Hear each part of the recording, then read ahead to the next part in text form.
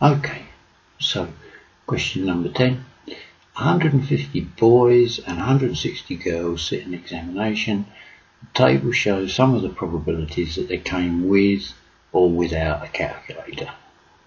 Okay, so the probability of boys coming with the calculator, 0.92, without a calculator, 0.08. Okay, now the one thing that we do know is all probabilities add up to 1. 0.92 plus 0.08 is 1.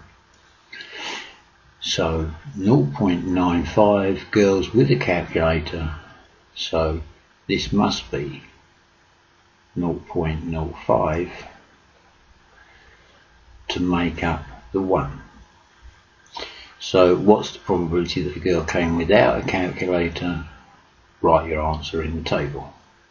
Okay, now I would just write equals 1 equals 1, just so the examiner knows what I'm doing.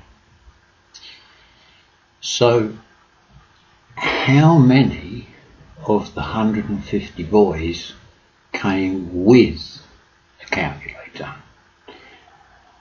So the boys with the calculator is 0.92. So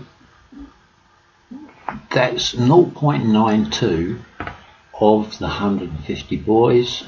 Now some of you I know will say, okay, well that's 92%, which is quite correct. So I would just write 150 multiplied by 0.92 equals, and then again, because it's your calculator paper, 150 multiplied by 0.92 equals 138. So this would be 138, and I would write boys because units are important. Okay, it really is that simple. Okay, this is the probability. Okay, so this is not a definite answer, but the probability would be that 0.92 of the boys would come with the calculator. Okay, so that's the end of that question. So we'll move on to question 11. Okay, so we have question 11. So we have two triangles, and they say these two triangles are congruent. If they're congruent, they are identical to one another. Okay, so the questions are going to be, for example, what's the size of angle P? Circle your answer. Now what I do is quickly put in what here should be here. Now I know this angle is 84, this angle is 84, this side is 8, this side is 8. So all they've done is they've taken this triangle and stood it up. Okay, so this would be the base, so this would be 5 centimeters. Excuse me, so this must be 10 centimeters. This angle is 84, this angle here must be 47, so this angle must be 49. Okay, now I do this, I don't have to keep puzzling out what's what.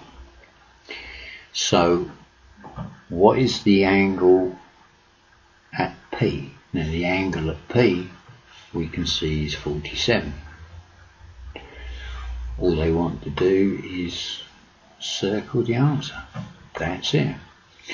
What's the length of PR? Well, PR is this line, and we can see it's 10 centimetres. So we answer the question by circling it. That's it. It's really easy. 2 marks. Okay, so my tip would be writing what you know to be true. Then answering the question really is a piece of cake. Okay, so we don't need to spend any more time on that question, so we'll move on to the next one. Okay, so question number 12. The perimeter of this square is 48 centimetres squared. Now it says semicircles are joined to 2 sides of the square. Work out the perimeter of this shape. So if this square perimeter is 48 centimetres, all sides are equal. So 48 divided by 4 would be 12. So I know that all the sides are 12 centimetres.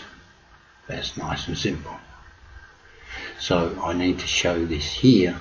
So 48 divided by 4 equals 12 centimetres, and this equals 1 side. Okay, so now we have 2 semicircles. So I know the distance from here to here is 12 centimetres. I know the distance from here to here is 12 centimetres. Now, if this is a semicircle and this is a semicircle, then if I join the 2 together, I get 1 full circle. So I need to know the distance around the full circle. Okay, so the circumference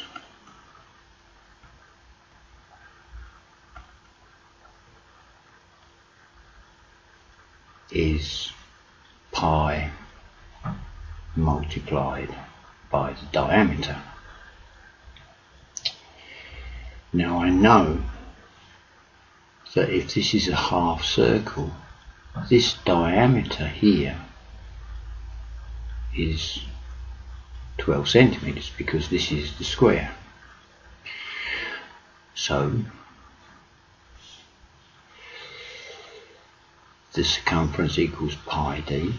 So pi multiplied by the diameter will give me the circumference. So pi multiplied by 12 will give me the circumference of the circle.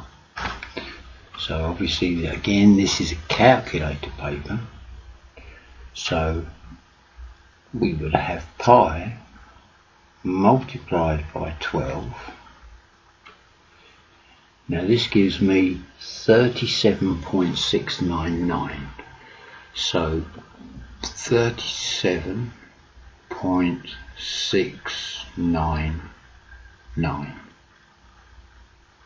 centimetres. Okay, so I now know that the distance around here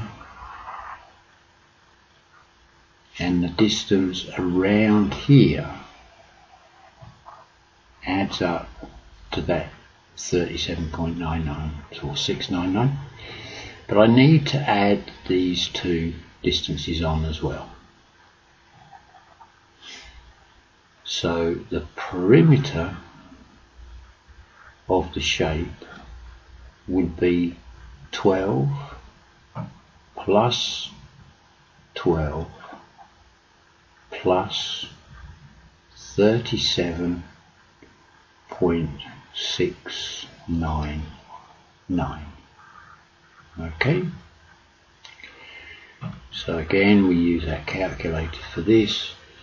So 12 and 12 is 24, so I just need to add 24 plus 37.699,